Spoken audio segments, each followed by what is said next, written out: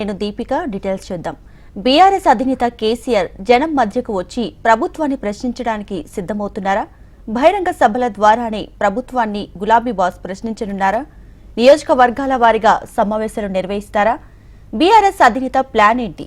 కేసీఆర్ బయటకు వచ్చి ప్రభుత్వానికి సలహాలు ఇవ్వాలంటున్న నేతలకు ఎలాంటి సమాధానం ఇవ్వబోతున్నారు?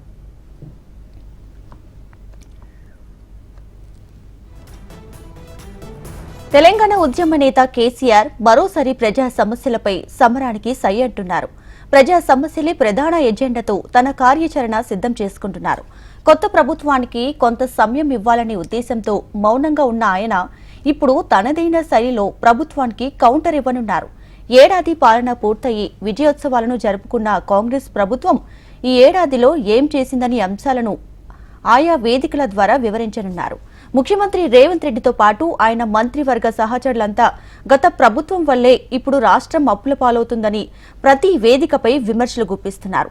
గత పాలనపై ప్రభుత్వం చేస్తున్న విమర్శలకు ధీటుగా సమాధానం చెప్పాలని కేసీఆర్ భావిస్తున్నారు. అందుకోసం ఫిబ్రవరి నుంచి ప్రజల్లోకి రావాలని ఆయన యోచిస్తున్నారు. కాంగ్రెస్ ప్రభుత్వం అధికారంలోకి రావడానికి 6 గ్యారెంటీలతో 420 హామీలు ఇచ్చింది. వాటిలో ఇప్పటి వరకు కేవలం ఒక ఉచిత బస్సు ప్రయాణం తప్ప మిగిలినవన్నీ కేవలం అరకొరగా మాత్రమే అమలు చేస్తుందంటూ ఇప్పటికే బీఆర్ఎస్ నేతలు విమర్శలు గుప్పిస్తున్నారు. మార్పు రావాలంటూ అధికారంలోకి వచ్చిన 100 రోజుల్లో అన్నీ అమలు చేస్తామని చెప్పి హామీలను అమలు చేయడంలో ప్రభుత్వం పూర్తిగా విఫలమైందని అంశాలను ప్రజల్లోకి వివరించాలని ఆ పార్టీ నేతలు భావిస్తున్నారు. ఏడాదికి 2 లక్షల ఉద్యోగాల సంగతి, మహాలక్ష్మి పథకం అమలు, రైతు భరోసా, పంట బీమా వంటి అంశాలను గట్టిగా ప్రజల్లోకి తీసుకెళ్లనున్నారు గులాబీ బాస్. లగచర్ల నిరుద్యోగులపై లాఠీచార్జ్ అంశాలపై ప్రభుత్వాన్ని ప్రశ్నించనున్నారు. బీఆర్ఎస్ పార్టీ సంస్థాగత పార్టీ నిర్మాణం, కొత్త కమిటీలు, నిత్యం ప్రజల మధ్యలో ఉంటూ ప్రజా సమస్యలపై ప్రభుత్వాన్ని ప్రశ్నించేలా పార్టీ నేతలకు అధినేత దిశానిర్దేశం చేయనున్నారంట.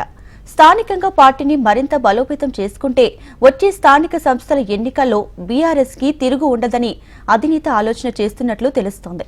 స్థానిక సంస్థల్లో బీఆర్ఎస్ అధిక స్థానాలు గెలుచుకుంటే ఏ ఎన్నికలు జరిగినా బీఆర్ఎస్ కే విజయకేతనం ఉంటుందని పార్టీ నేతలు భావిస్తున్నారు. రాష్ట్రంలో కాంగ్రెస్ ప్రభుత్వంపై ఉన్న వ్యతిరేకతను బీఆర్ఎస్ పార్టీ పాజిటివ్ గా మలుచుకుంటే ఎంపీటీసీలు, జెడ్పీటీసీ స్థానాలు కైవసం చేసుకోవచ్చని ఆలోచన చేస్తుంది బీఆర్ఎస్ పార్టీ. ఇప్పటికీ కేంద్ర ప్రభుత్వం జమిలీ ఎన్నికలకు వెళ్లాలని ఆలోచన చేస్తుంది. కాబట్టి తెలంగాణలో 2027లో ఎన్నికలు జరిగే అవకాశం ఉందని అంచనాలు వేస్తున్నాయి రాజకీయ పార్టీలు. అప్పటి వరకు పార్టీని బలోపేతం చేసుకుని ప్రజల సమస్యలపై ప్రభుత్వాన్ని ప్రశ్నిస్తుంటే వచ్చే ఎన్నికల్లో అధిక స్థానాలు గెలుచుకోవచ్చని బీఆర్ఎస్ పార్టీ భావిస్తుంది. పార్టీ అధినేత ప్రజల్లోకి రానున్న నేపథ్యంలో పార్టీ కింది స్థాయి కార్యకర్తలు, నేతల్లో జోస్ పెరగనుంది.